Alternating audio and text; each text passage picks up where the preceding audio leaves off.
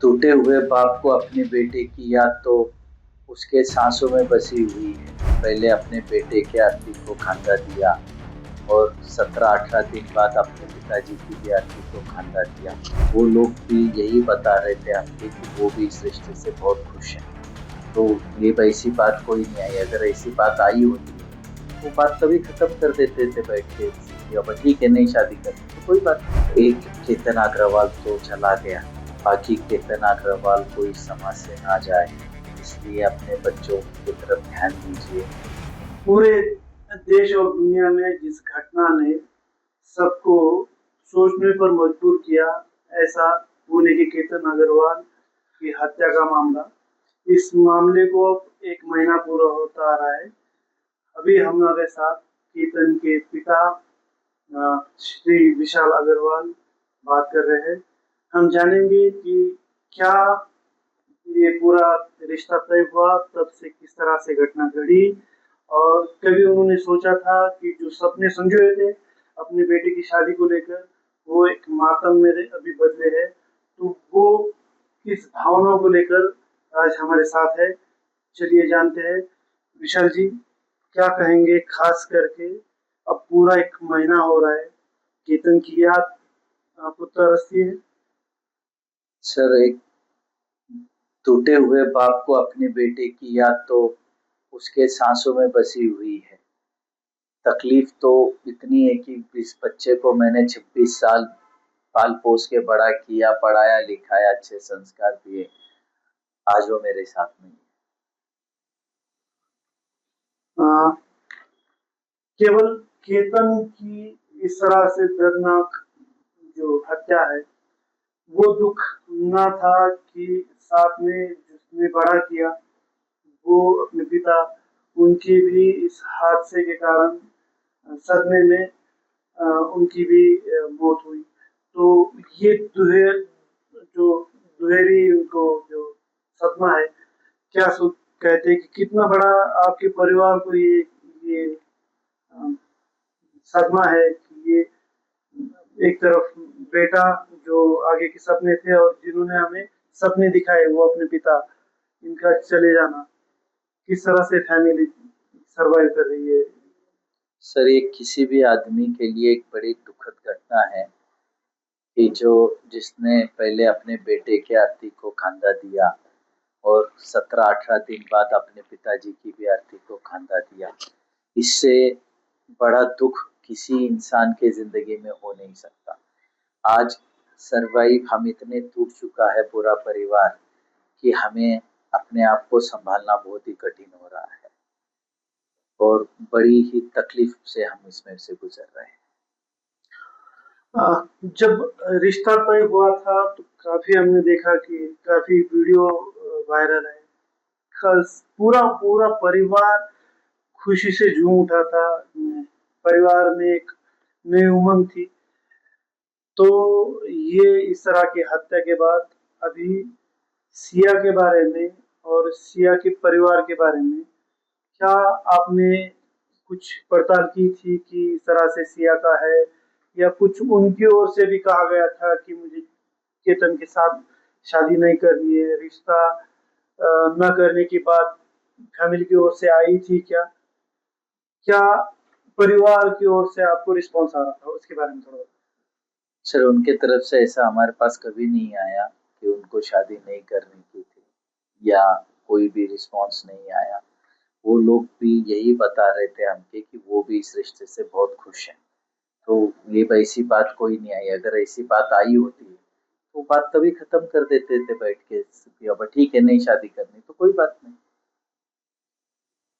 Sir, खास करके एक खबरें जो आ रही है, चेतन और सिया ने आपके रिश्ता तय होने के पहले या बाद में अ, खाटू श्याम मंदिर में जाके शादी रचाई की थी।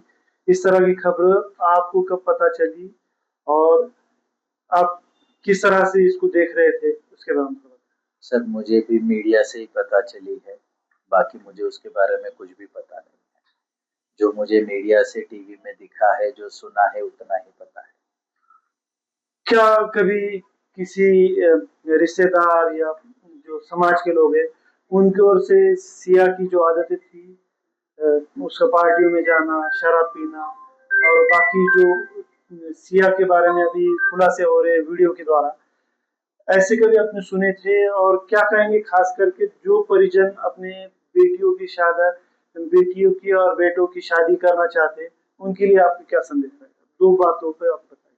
सर, मैंने उसके बारे में कभी कभी सुना नहीं था पहले। जब तक केतन की हत्या नहीं हुई उससे पहले कुछ सुना नहीं था।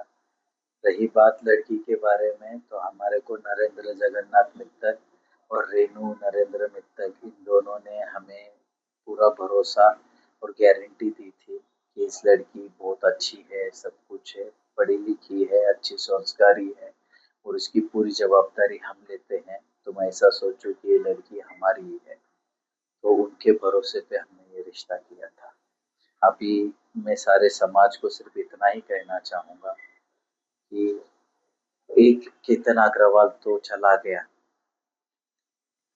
बाकी केतन अग्रवाल कोई समाज से ना जाए, इसलिए अपने बच्चों की तरफ ध्यान दीजिए। वो क्या कर रहे हैं, कहाँ जाते हैं, क्या खा रहे हैं, कहाँ घूम रहे हैं, इस पे ध्यान रखिए। उनको अच्छे संस्कार दीजिए ताकि किसी और का बेटा बेटी ना जाए।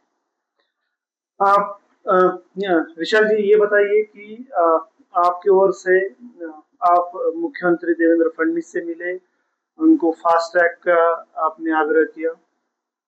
उज्जवल निकम इस केस को न्यायालय में पब्लिक प्रोसिक्यूटर रहेंगे और आपने जो महामहिम राष्ट्रपति है, प्रधानमंत्री है, उनको भी खत लिखा है।